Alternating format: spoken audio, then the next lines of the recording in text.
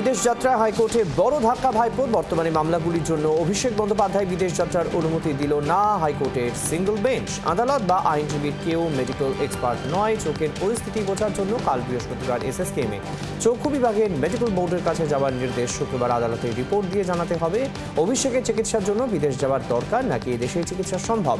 আদালতের কাছে মূল বিষয় চিকিৎসা স্থল নয়, মন্তব্য বিচারপতির। বিদেশে গা ঢাকা দিয়েছেন পাথর সম্রাট টুলু মণ্ডল। বীরভূমের পারুইয়ে টুলুর শ্বশুরবাড়ি এবং শ্যালকের বাড়িতে রাজ্য পুলিশের এসটিএফ শ্বশুরবাড়িতে সন্দেহজনক কয়েকটি ব্যাগ পাওয়া গিয়েছে। ব্যাগে টাকা থাকতে পারে বলে অনুমান।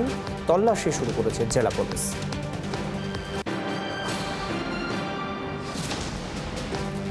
আগেও এফআইআর, তাও অধরা। টুলু মণ্ডলের নকল ডিসিআর চক্রের হদিশ প্রথম নয়। 4 বছর আগেই হয়েছিল দুটি এফআইআর। 2022-এর 29শে অগস্ট মুরারোয়ে পাথর বোঝাই লরি আটকানোর পর ডিসিআর পরীক্ষায় জাল ধরা পড়ে। ওই বছরই 9 সেপ্টেম্বর রামপুরহাটে এক ডিসিআর গেটে অভিযানে 14টি ডিসিআর কপি উদ্ধার হয়। তদন্তে জানা যায় উদ্ধার হওয়া 14টি ডিসিআর সরকারিভাবে কখনোই ইস্যু হয়নি। 2022 থেকে চোখে ঠুলি পড়েছিল পুলিশ। উঠছে প্রশ্ন, এবার ইডি স্ক্যানারে টুলুর সম্পত্তি পুলিশের থেকে এফআইআর সংক্রান্ত তথ্য চেয়েছে ইডি। ইসিআই করে তদন্ত করতে চায় এনফোর্সমেন্ট ডিরেক্টরেট। টুলুর অর্থের এবং সম্পত্তির উৎস কোথায় জানতে চায় কেন্দ্রীয় তদন্তকারী সংস্থা।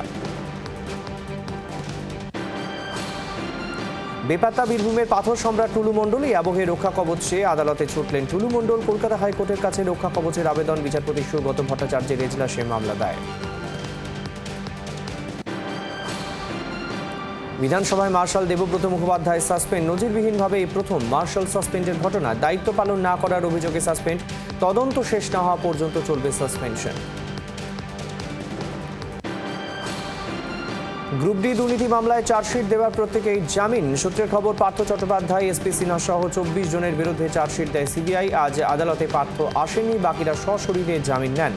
জামিনের বিরোধিতা করে সিবিআই। শীঘ্রই শুরু হতে চলেছে গ্রুপ ডি মামলার বিচার প্রক্রিয়া। কৃষ্ণা চক্রবর্তী নামে আরও এক অভিযোগ দায়ের। বিধাননগর কমিশনারেটের সিপি এবং এসিপিকে ইমেলের নালিশ। 10 লক্ষ টাকার তোলা চাওয়ার অভিযোগ। বিল্ডিংয়ের পুরনো কাঠামো ভাঙা, নতুন বিল্ডিং প্ল্যানের জন্য আবেদন। অভিযোগ, সেই অনুমতি পেতে 10 লক্ষ টাকা চাওয়া হয়। 3 লক্ষ টাকা দিয়েও প্ল্যান পায়নি বলে অভিযোগ। কালীঘাটে ফুটপাত জবরদখল। বিতর্কে 83 নম্বর ওয়ার্ডের প্রাক্তন কাউন্সিলর প্রবীণ মুখোপাধ্যায়ের ওয়ার্ড অফিসের সামনে অংশ জুড়ে বেআইনি নির্মাণের অভিযোগ। অভিযোগের প্রেক্ষিতে নোটিশ দেয় কলকাতা পুরসভা। এরপরে ফুটপাতে থাকা ওয়ার্ড অফিসের কিছু অংশ ভেঙে দেওয়া হয়। বাড়ির মালিক ফুটপাতে থাকার অংশ ভেঙে দিয়েছেন দাবি বিজেপিকে দায়ী করে পাল্টা পোস্ট কুণাল ঘোষের। জগদ্দল বিধানসভা এলাকায় চলবে না সাট্টা জুয়া, বন্ধ পুকুর ভরাট। দলের কর্মী সমর্থক সহ মণ্ডল সভাপতিদের কড়া হুঁশিয়ারি জগদ্দলের বিজেপি বিধায়ক ডক্টর রাজেশ কুমারের। ভাটপাড়া, জগদ্দল, বাসুদেবপুর সহ শিবদাসপুর থানার ওসিদের নজরদারি বাড়ানোর নির্দেশ। মুখ্যমন্ত্রীর নির্দেশ অনুযায়ী চলবে না অসামাজিক কারবার, সাব বার্তা বিধায়কের। দুর্নীতির অভিযোগে পঞ্চায়েত সমিতির সদস্যের বিরুদ্ধে গণ ডেপুটেশন বিজেপির। মাল বিধানসভার ক্রান্তি ব্লক পঞ্চায়েত সমিতির সদস্য পঞ্চানন রায়ের বিরুদ্ধে ভুরি ভুরি দুর্নীতির অভিযোগ। বিডিওর কাছে 10 দফা দাবিতে স্মারকলিপি জমা গেরুয়া শিবিরে। বাংলার আওয়াজ, বাঙালির আবেগ, জি 24 ঘন্টা।